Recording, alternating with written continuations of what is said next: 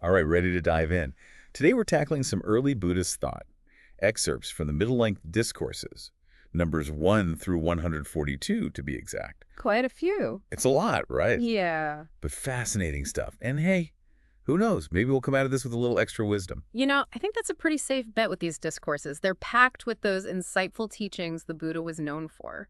Speaking of insightful teachings, one concept that jumped out at me was this idea of the root of all things in, let me get this right, MN1.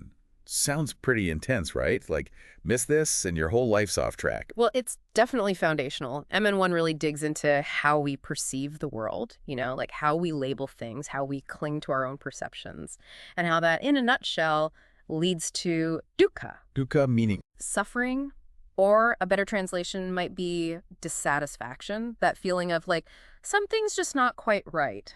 okay, so it's not really about, like, external stuff being inherently bad. It's more about how our minds get all tangled up in it. Exactly. It's that extra layer we add on top of just experiencing things. You see a beautiful sunset, right? But then the mind chimes in with, oh, I wish this moment would last forever, and boom, there's your dukkha.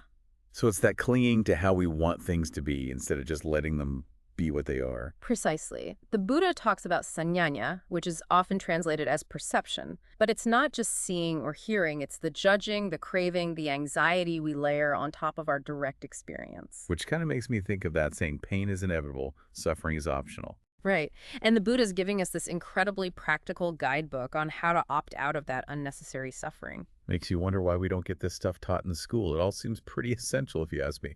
But okay, so we're trying to break free from these sticky perceptions. How do we do that? How do we see things for what they are instead of getting caught in our own heads? Well, the discourses use this great example in MN26. They talk about someone searching for heartwood, that strong, valuable part of a tree. Yeah, the good stuff. Right. But instead of looking closely, they grab the bark thinking that's all there is. And they completely miss out on the real treasure because their perception is off. Their understanding is limited. Wow, I can totally relate to that. It's like getting fixated on something superficial, thinking, this is it. This is going to make me happy. Yeah. But then, surprise, surprise, it doesn't quite deliver. And Wow. you're left feeling empty. And that's exactly it, isn't it? Mistaking the bark for the heartwood. We do this all the time, whether it's with material things, relationships, even ideas about who we think we are. So how do we start seeing past the bark, so to speak? How do we find that heartwood in our own lives? These discourses wouldn't leave us hanging without some guidance, really. One thing that really struck me about these discourses were all the, I guess you could call them metaphors. They're very vivid. Oh, absolutely. Like that one in MN34 about the cow herd. Ah, yes. What's that all about? It feels significant, but It's a classic. the cow herd is like the Buddha, Hmm. right? And the cattle, those are his disciples. Makes sense. And that river they're crossing, that's samsara. All that suffering and rebirth we're trying to get away from. So the Buddha is guiding us to the other shore. Exactly, showing us the way out of the current, so to speak. Although not all the cattle are the same, are they? Meaning. Some are eager, right? Strong swimmers, they practically jump in the river themselves. Others, they need a little more coaxing, maybe a gentle nudge in the right direction. I feel seen. But the point is, the Buddha, being the compassionate guide that he was, he meets everyone where they're at. Some disciples just need a little encouragement, while others are off and running. So we all get there eventually. That's the idea. It's all about finding the right approach, the right kind of support for each individual on the path. Which, makes me think about those conversations with Sokka, MN35 and 36. Oh, yeah. Those were intense. Weren't they? You get such a sense of, the Buddha's skill as a teacher. Because in that first one, 35, it's like Sakaka's trying to pick a fight. Totally. Like, he came to debate, not to learn.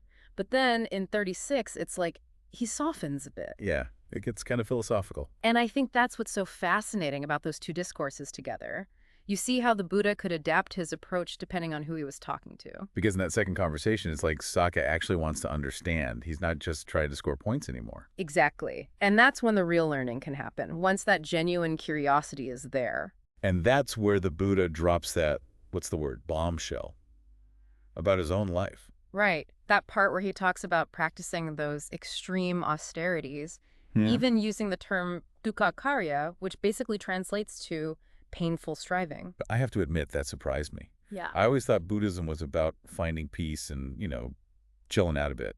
It's a common misconception, but the Buddhist point is that those extreme practices, they're a dead end. He's speaking from experience when he says that. It was through finding the middle way that he achieved true liberation. So he's saying, hey, I tried that whole punishing myself thing. It doesn't work. Pretty much. He realized it wasn't about torture, but about finding a path of balance, a path of insight. Interesting. Because in a way, don't we all go through that? Like we try all these different things thinking they're the key to happiness, but then they turn out to be more like, well, bark instead of heartwood. It's so true. We're all searching for that thing that's going to bring us lasting fulfillment. But how do we know we're on the right track? Yeah, that's the big question, isn't it? What's the heartwood for each of us? And how do we find it? Well, that's what these discourses are trying to point us toward. Understanding how our minds work, how our perceptions shape our reality, and how cultivating wisdom and compassion can help us navigate all the ups and downs life throws our way. It's funny, when I think of ancient Buddhist texts, I kind of imagine them being really, I don't know, esoteric. But these discourses, they're surprisingly down to earth. That's one of the things I love about them. They're so practical. Like, here's how you actually apply these teachings to your life. Yeah. And not just for monks and nuns, right? Exactly. There's so much here for lay people, too. Like an MN68, Advice to Lay People. That's like what do they call it? A cheat sheet for living a good life. Right. And it gets into some really interesting stuff, like this idea of recollection, specifically remembering the good qualities of people who've passed away. Oh, wow. Okay, so it's like instead of dwelling on the loss, you focus on the positive, Yeah. what they brought to the world. Exactly. Their kindness, generosity, wisdom, all those qualities that made them special. And the idea is by remembering those qualities, by reflecting on them, we actually cultivate them within ourselves. That's beautiful. So it's a way to keep their memory alive, but also to inspire ourselves to be better. Precisely. It's about recognizing that these qualities aren't limited to a select few. They're accessible to all of us. We all have that potential within us. Which reminds me of something we were talking about earlier. Yeah. About how the path to liberation, to ending suffering, it's open to everyone. It's not reserved for monks or nuns living in caves. Right. The teachings give us guidance on how to navigate the world skillfully, no matter what our circumstances are. Which is incredibly hopeful when you think about it. It really is. It means we don't have to wait for some perfect conditions to start living a more awakened life. We can start right here, right now, with whatever's in front of us. And those sixth sense doors, it's like, whoa, we're constantly bombarded with information. No wonder it's hard to find that stillness sometimes. It's true. We're always taking in information through our senses. Seeing, hearing, smelling, tasting, touching, and of course, thinking. So how do we not get totally overwhelmed? That's where mindfulness comes in. It's about noticing those sensations, those thoughts, without getting swept away by them. Easier said than done. Oh, for sure. It takes practice, but like anything else, the more we practice, the better we get at it. And meditation, that seems like a key part of this, right? It's about training the mind. Absolutely. And these discourses offer some really detailed meditation instructions. Like in MN62, they talk about mindfulness of breathing, which is basically paying attention to the breath as it goes in and out. Sounds simple enough. It is, but it's also incredibly profound because by focusing on the breath, we start to notice all the other stuff that's going on in our minds too, all those thoughts, emotions, sensations that are constantly vying for our attention.